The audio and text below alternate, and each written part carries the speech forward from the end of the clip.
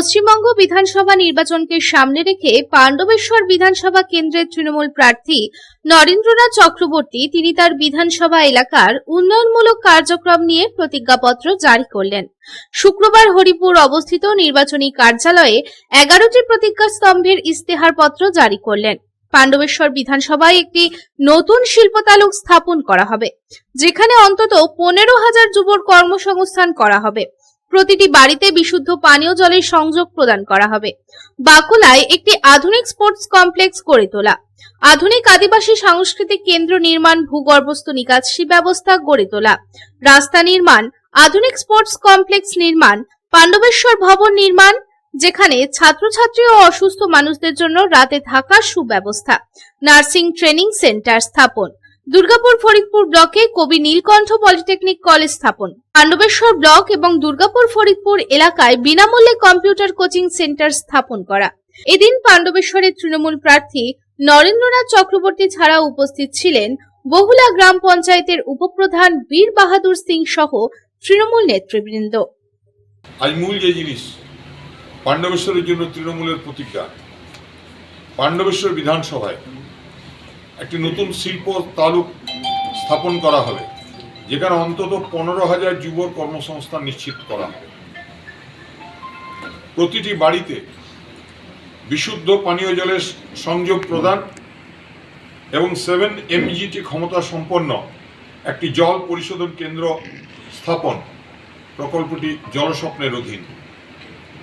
বাঙ্কলায় একটি অত্যাধুনিক sports complex গড়ে তোলা হবে। বনসলে একটি আধুনিক আদিবাসী সাংস্কৃতিক কেন্দ্র নির্মাণ করা হবে। পাণ্ডবেশ্বরে প্রথম ভূগর্ভস্থ নিকাশি ব্যবস্থা গড়ে তোলা হবে। রাস্তা নির্মাণ করা হবে।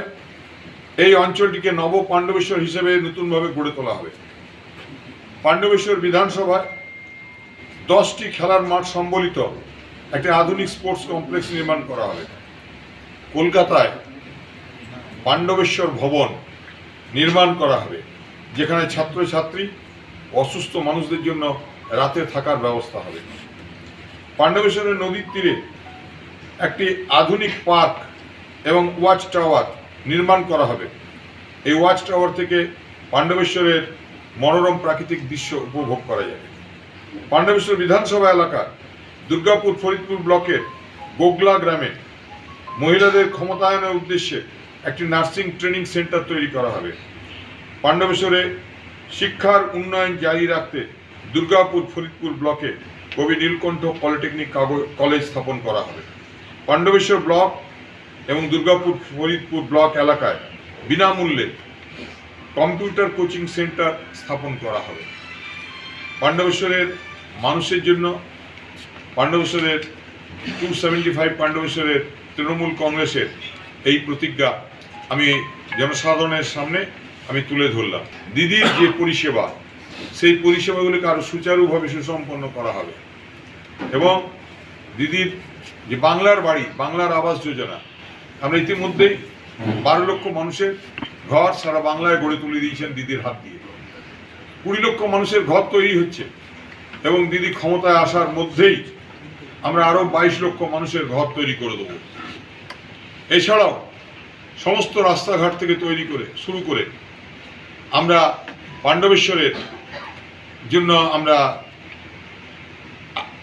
গত 5 বছরও যেভাবে আমরা ছিলাম, আগামী 5 বছরে সেরকম থাকব।